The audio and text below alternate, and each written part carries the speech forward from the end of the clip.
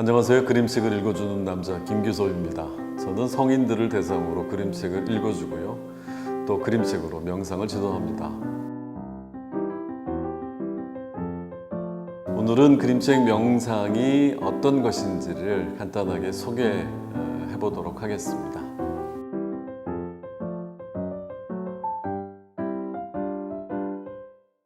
최근에 어른들을 위한 그림책들이 많이 나오고 있습니다. 그래서 서점에서는 어른들을 위한 그림책 코너가 따로 있을 정도인데요. 이것은 우리나라뿐만 아니라 미국, 독일, 일본에서도 마찬가지입니다. 재밌는 일은 그림책을 구매하는 사람이 당연히 자녀를 둔 부모라고 생각하지만 사실은 그렇지 않습니다. 미국의 경우 그림책을 구매하는 사람의 3분의 1이 자녀를 가질 계획이 없는 성인이라고 하고요. 우리나라에서도 10명 중 4명은 아직 결혼하지 않는 미혼 여성이 그림책을 구매한다고 합니다. 그래서 그림책은 0세에서 100세까지 읽는 책이라고 이야기합니다. 어린이는 어린이대로, 어른은 어른대로 자신의 눈높이에서 그림책을 읽어내는 거죠. 그래서 그림책은 스펙트럼이 넓다라고 얘기할 수 있을 것 같습니다. 자, 그림책은 인생에서 3번 읽는 책이라고 이야기를 하는데요. 언제냐 하면 자신이 어렸을 때, 또 결혼해서 자신의 아이를 기를 때 읽는다고 하고요. 마지막에는 인생의 후반기에 접어들어서 손자, 손녀를 위해서 읽어주는 게 아니라 자신을 위해서 그림책을 읽는다고 합니다.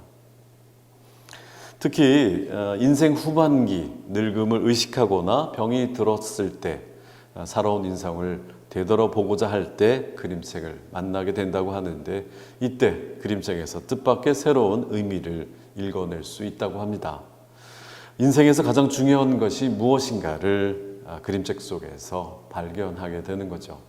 그런 측면에서 시니어들에게 그림책을 읽는 일은 매우 유익하고 의미가 깊다고 할 수 있겠습니다.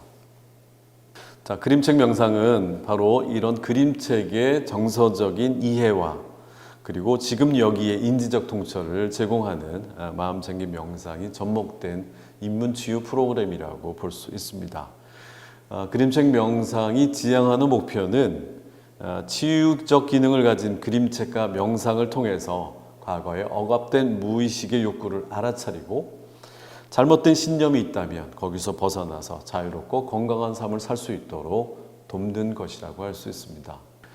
자, 그러면 한 권의 그림책을 가지고 어떻게 그림책을 읽고 명상을 하는지를 먼저 살펴보도록 하겠습니다. 제가 준비한 그림책은 일본의 작가 사노요코의 하지만 할머니라고 하는 그림책입니다. 이 그림책은 일본의 초등학교 교과서에도 수록이 되어 있는 아주 유명한 그림책인데요. 보통 그림책 명상은 바로 그림책으로 돌아가지 않고 그와 관련된 시를 읽곤 하는데요. 이 그림책과 관련해서는 제가 공강규 시인의 헛간을 짓다가를 가져왔습니다. 한번 제가 천천히 2번 읽어볼 텐데요. 어디에 마음이 가는지 또 어디에 밑줄을 긋고 싶은지 한번 생각을 한번 해보시면 좋겠습니다. 헛간을 짓다가 공강규. 장마에 무너진 시걸 헛간을 헐고 다시 짓는데 동네 사람들이 지나가며 한마디씩 한다. 이 사람 주춧돌 놓을 줄 모르는구먼. 그 나이 먹도록 기둥 한번 안 세워봤구먼. 동네 사람들 말 듣고 이렇게 저렇게 해보다가 하루 종일 기둥도 못 세웠다. 저녁 먹고 마루에 나와 별을 보는데 내가 지금껏 이렇게 살아왔다는 생각이 든다. 평생 남의 말만 듣고 살아 50이 넘어서도 헛간 한 채 못 짓고 있는 것이다. 어떤 생각이 올라오시나요? 어떤 느낌이 드시나요? 이번엔 한 번 더 읽어보도록 하겠습니다. 자, 내용을 이제 아시니까 마음에 와닿는 부분에 밑줄을 한번 좀 그어보시고 이야기를 나눠보겠습니다. 헛간을 짓다가 공강규. 장마에 무너진 시골 헛간을 헐고 다시 짓는데 동네 사람들이 지나가며 한마디씩 한다. 이 사람 주춧돌 놓을 줄 모르는구먼. 그 나이 먹도록 기둥 한번 안 세워봤구먼. 동네 사람들 말 듣고 이렇게 저렇게 해보다가 하루 종일 기둥도 못 세웠다. 저녁 먹고 마루에 나와 별을 보는데 내가 지금껏 이렇게 살아왔다는 생각이 든다. 평생 남의 말만 듣고 살아 50이 넘어서도 헛간 한 채 못 짓고 있는 것이다. 어디에 밑줄을 그어 보셨습니까? 어느 구절이 마음에 와 닿으셨나요? 제가 치유 세션을 하면서 많이 밑줄을 그었던 분들의 공통점은 이거였습니다. 평생 남의 말만 듣고 살아 50이 넘어서도 헛간 한 채 못 짓고 있는 것이다 라고 이 얘기를 많이 하셨네요. 어떤 70 넘으신 선생님께서는 저는 평생 시를 한 번 안 읽어봤다. 이 그림책 명상 작업을 하면서 비로소 시를 읽어봤는데 이 시는 바로 나의 삶을 이야기한다. 이렇게 말씀하시면서 흥분을 하셨던 기억이 납니다. 여러분은 이 시를 2번 읽었는데요. 어떤 느낌들을 가지셨는지 궁금합니다. 자, 그림책 표지를 한번 좀 살펴보겠습니다. 하지만 할머니라는 그림책인데요. 자, 가만히 그림책 표지를 보면서 어떤 느낌들이 올라오는지 또 나의 시선은 어디를 향하고 있는지 한번 살펴보세요. 자, 그리고 어떤 이야기가 펼쳐질지도 한번 상상해 보세요. 자, 많은 분들은 할머니가 눈에 들어온다라고 얘기하고요. 또 어떤 분은 고양이, 낚싯대를 들고 있는 고양이가 먼저 눈에 들어온다는 얘기도 합니다. 또 제목을 보고서 어떤 이야기일지 무척 궁금해진다는 분도 있는데요. 오늘은 그림책을 다 보여드릴 수 있으면 좋겠지만 저작권 문제가 있어서 간단히 제가 줄거리를 중심으로 이 그림책을 소개하도록 하겠습니다. 자, 지금 보시고 있는 장면은 속표지인데요. 자, 할머니가 꽃을 매만지면서 앉아있는 모습이 보이네요. 자, 줄거리는 대략 이렇습니다. 자, 어느 작은 집에 할머니와 씩씩한 고양이 한 마리가 살고 있는데요. 할머니는 의자에 앉아서 낮잠을 자거나 꼬투리를 까곤 합니다.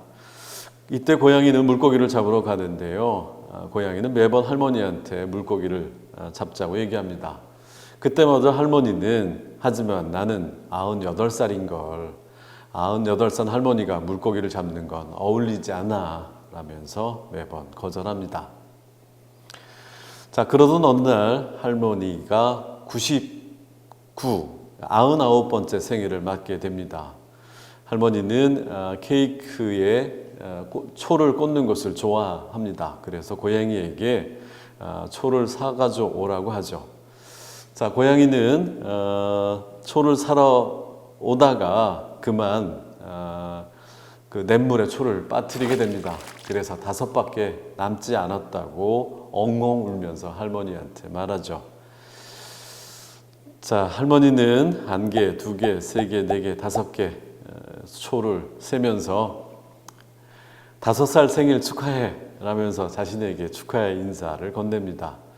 그러면서 자신에게 이렇게 말해서 올해 나 5살이 된 거야? 라면서 기분이 들떠 있게 되는데요.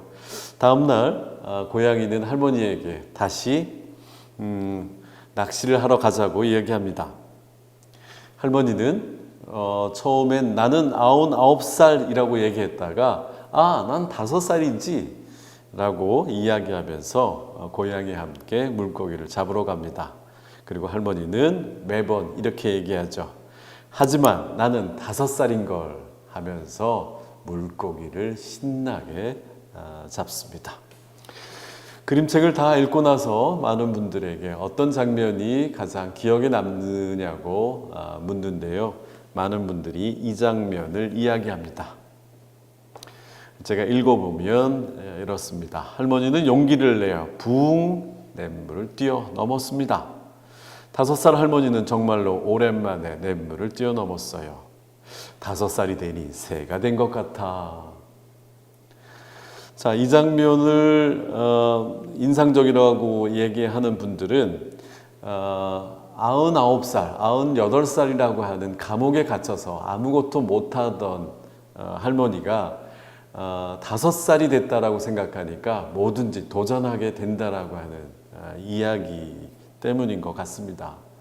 우리는 우리 자신을 어떻게 평가하고 또 생각하느냐에 따라서 우리의 능력들을 정말 색다르게 펼쳐일 수 있게 되는데 바로 이 그림책은 그 점을 잘 보여주고 있다고 할 수 있겠습니다. 자, 그림책을 다 읽은 다음에 잠깐 눈을 감습니다. 그러면서 지금 그림책을 읽기 전, 또 읽는 중간, 또 그림책을 다 읽은 다음에 무엇이 떠오르는지, 또 어떤 느낌과 생각들이 일어나는지를 살펴보는 시간들을 갖습니다. 그리고 앞서 말씀드린 것처럼 눈을 감은 채로 어떤 장면이 마음에 머물렀는지, 또 마음을 멈추게 했는지를 잠깐 눈을 감은 채 명상을 하게 되는데요.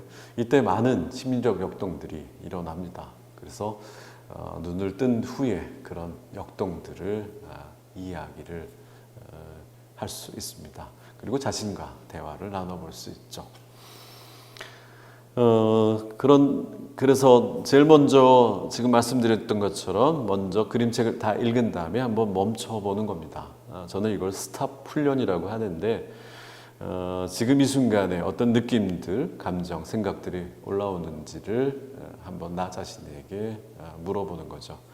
두 번째는 이 그림책을 다 읽고 나서 어떤 사람들, 또 사건들, 경험들이 떠오르는지를 나에게 물어보는 겁니다. 그러면서 이제 이런 질문도 가끔 던지게 되는데요.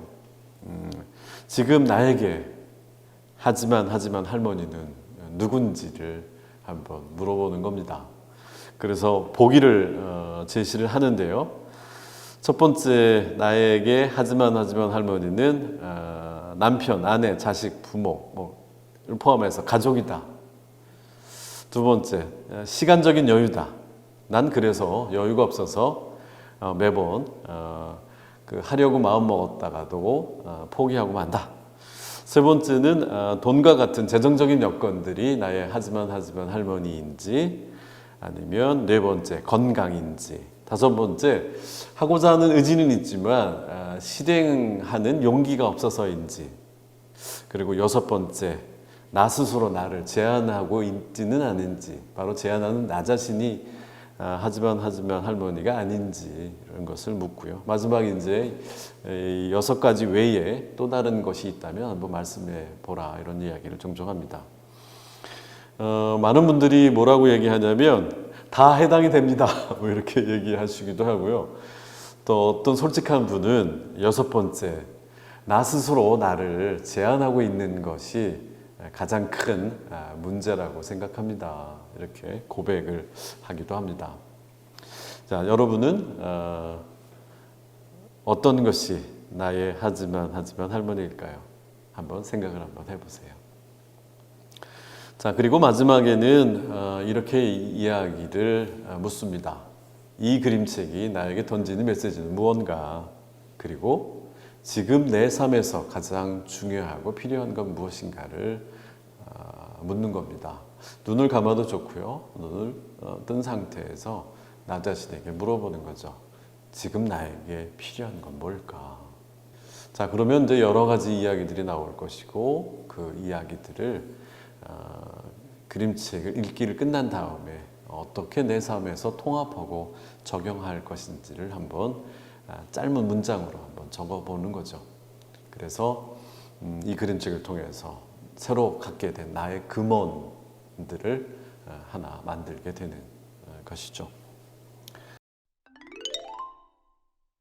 또 그림책 명상을 할 때 그림책 읽는 방법들이 굉장히 중요한데요. 먼저 천천히 읽어야 한다는 겁니다. 빨리 읽으면 그림책이 주는 의미 또는 메시지 또 감동들이 떨어지기 때문입니다. 그리고 되도록이면 2번 읽으면 좋은데요. 한 번은 글 중심으로, 두 번째 읽을 때는 글과 그림, 특히 그림을 중심으로 읽으면 이 작가가 그림책을 통해서 이야기하고자 하는 부분을 잘 파악할 수 있습니다. 그리고 세 번째는 그림책을 다 읽은 후에 잠깐 멈추는 시간을 갖는 겁니다. 몸과 마음에서 일어나는 움직임과 변화를 주의 깊게 살피는 거죠. 그리고 이런 변화가 왜 일어나는지도 생각해 보면 좋습니다. 그리고 네 번째는 마음이 머문 장면을 떠올려 보는 거죠. 왜 유독 많은 장면 중에서 그 장면이 내 마음에 와닿는지를 자신에게 물어보는 시간을 가지면 좋습니다. 그리고 다섯 번째, 이 그림책이 나에게 던지는 메시지는 무엇인가를 나 자신에게 물어보는 거죠. 그리고 아까 말씀드렸던 것처럼 지금 나에게 중요하고 필요한 건지를 생각해 보는 겁니다. 자, 그림책 명상을 통해서 깨우친 것이 있다면 그것을 내 삶에 어떻게 적용할 것인지를 찾아보는 것도 그림책 명상을 마무리하는 데 도움이 됩니다. 자, 그림책 명상하기 좋은 책은 참 많습니다. 오늘은 3권을 준비를 해봤습니다. 간단하게 소개를 하면은요. 먼저 첫 번째 그림책, 낡은 타이어의 두 번째 여행은 대만 그림책입니다. 차가 더 이상 이제 가지 않게 된 상황에서 바뀌는 두 번째 여행을 시작합니다. 차에서 떨어져 나와서 온전히 자신만의 여행을 시작하는데요. 이 바퀴가 굴러가다가 이제 멈춰버리게 되는 상황에서 비가 오고 눈이 오고 또 그러는 가정 속에서 많은 동물 친구들을 찾아보게 됩니다. 그러는 가정 속에서 타이어는 그들의 좋은 무대가 되기도 하죠. 자, 이 그림책의 절정은 마지막 장면에 있는데요. 이 타이어 안에 봄이 되자 파란 새싹들이 피어나는 것을 타이어는 알아차리게 됩니다. 그러면서 더 이상 자신은 어디로 떠나지 않으면서 지금 이 순간에 행복을 발견했다고 이야기합니다. 이른바 현존과 수용의 의미를 타이어가 깨닫게 되는 거죠. 자, 두 번째 그림책은 새와 사자의 우정을 다루고 있습니다. 어느 날 새가 목숨을 다하면서 사자와 헤어지게 되죠. 사자는 펑펑 눈물을 흘리면서 너를 만나려면 어떻게 되느냐고 물으니까 새가 100년이 지나면 다시 만날 거라고 얘기합니다. 사자는 100년이 지나면 만날 거라는 생각으로 이 새를 떠나보내죠. 그리고 사자도 죽습니다. 그리고 몇 번의 100년이 지나서 사자와 새는 다양한 모습으로 만나게 됩니다. 때로는 파도와 조개로, 때로는 할머니와 양귀비꽃으로, 또 때로는 다람쥐와 다람쥐 위로 내리는 눈으로 만나죠.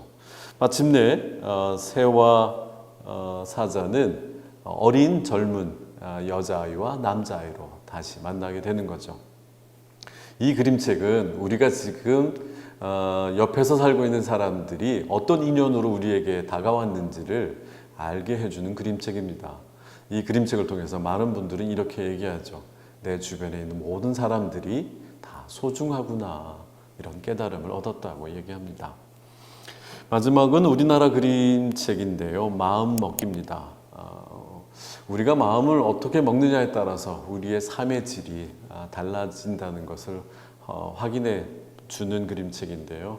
마음이 어떻게 작동하는지 또 어떤 일이 벌어졌을 때 내가 마음을 어떻게 쓰느냐에 따라서 우리 인생을 지혜롭게 살 수 있음을 알려주는 그림책이라고 할 수 있습니다. 이제 그림책 명상에 대한 소개를 마칠 때가 된 것 같습니다. 저는 시니어들이 왜 그림책을 읽어야 하느냐고 묻는다면 이 세 가지를 말씀드리고 싶습니다. 첫 번째, 그림책은 본래의 자기를 찾게 해줍니다. 진정으로 내가 무엇을 원하고 내가 진정으로 어떤 존재로 살아가기를 원하는지를 그림책을 읽는 과정 속에서 얻게 되고요. 두 번째는 내가 통제하지 못하는 영역들을 과감하게 내려놓음으로 인해서 있는 그대로 나 자신을 수용하게 된다는 점입니다.